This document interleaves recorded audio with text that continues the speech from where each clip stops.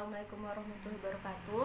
Perkenalkan, nama saya Khairunisa MZ. Saya dari UIN Suskariau, Fakultas Tarbiyah dan Keguruan, jurusan Bimbingan dan Konseling. Nah, di video ini saya akan menjelaskan mengenai konsep dasar manajemen kelas. Nah, pertama kali kita harus mengetahui pengertian dari manajemen kelas. Pertama kali kita akan membahas mengenai pengertian manajemen kelas. Manajemen kelas terdiri dari dua kata, yaitu kata manajemen dan kata kelas. Nah, pertama kali kita membahas mengenai manajemen. Apa sih manajemen itu?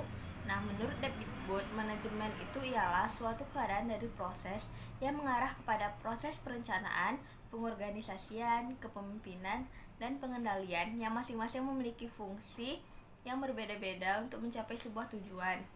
Nah, jadi manajemen itu adalah suatu rangkaian atau tindakan yang dimaksud untuk menciptakan suatu tujuan yang mendukung terjadinya suatu proses pembelajaran. Selanjutnya kita akan membahas mengenai pengertian kelas. Dalam arti sempit, kelas itu berarti suatu ruangan yang menjadi tempat berkumpulnya siswa untuk melangsungkan proses belajar mengajar. Nah, menurut Hamalik, kelas itu berarti sekumpulan orang yang melakukan proses belajar bersama yang mendapat pengajaran dari seorang guru. Nah, berikutnya kita akan membahas mengenai pengertian manajemen kelas. Di sini Weber mendefinisikan manajemen kelas itu sebagai complex of teaching behavior of teacher effective instruction, yang berarti sebagai segala usaha yang telah diarahkan untuk mewujudkan terciptanya suasana belajar yang efektif dan menyenangkan, serta memotivasi siswa untuk belajar lebih baik lagi.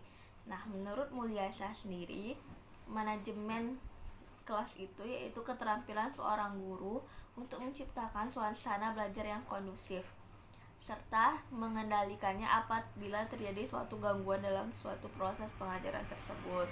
Nah, kita sudah membahas mengenai pengertian manajemen kelas. Selanjutnya kita akan membahas mengenai tujuan dari manajemen kelas itu. Yang pertama, tujuannya yaitu menciptakan suasana belajar yang kondusif dan efektif. Yang kedua, yaitu menghilangkan berbagai hambatan selama proses pembelajaran. Yang ketiga, melengkapi perabotan atau fasilitas kelas. Yang keempat, membimbing dan mendidik siswa sesuai dengan latar belakang ekonomi, sosial, budaya, serta sifat-sifat individunya. Nah, selanjutnya kita membahas mengenai ruang lingkup manajemen kelas. Ruang lingkup manajemen kelas itu dari 4 bagian. Yang pertama, manajemen kurikulum. Manajemen kurikulum yaitu berarti sebuah perencanaan untuk menyelesaikan kurikulum itu sendiri. Yang kedua, manajemen peserta didik, itu sebuah proses pembinaan secara kontinu kepada seluruh peserta didik agar dapat mengikuti proses belajar mengajar secara efektif dan efisien. Yang ketiga yaitu kegiatan akademik yang merupakan kegiatan proses belajar mengajar. Yang keempat, kegiatan administratif, yaitu kondisi-kondisi yang perlu diperhatikan oleh guru bagi kelancaran proses belajar mengajarnya. Kegiatan administratif ini meliputi kegiatan prosedural serta kegiatan-kegiatan organisasional. Berikutnya kita akan membahas mengenai klasifikasi manajemen kelas. Klasifikasi manajemen kelas itu dari 2 bagian, yaitu fisik dan non-fisik. Nah, yang fisik ini meliputi siswa, ruang kelas, serta perabotan atau fasilitas kelas. Nah, yang non-fisik ini lebih memperhatikan antara interaksi siswa dan siswa, interaksi siswa dan guru, serta juga memahami mengenai aspek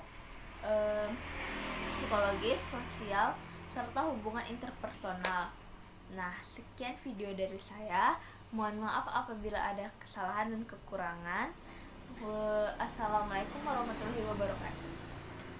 Nah, selanjutnya jangan lupa di like, comment, and subscribe ya. Makasih. Dadah.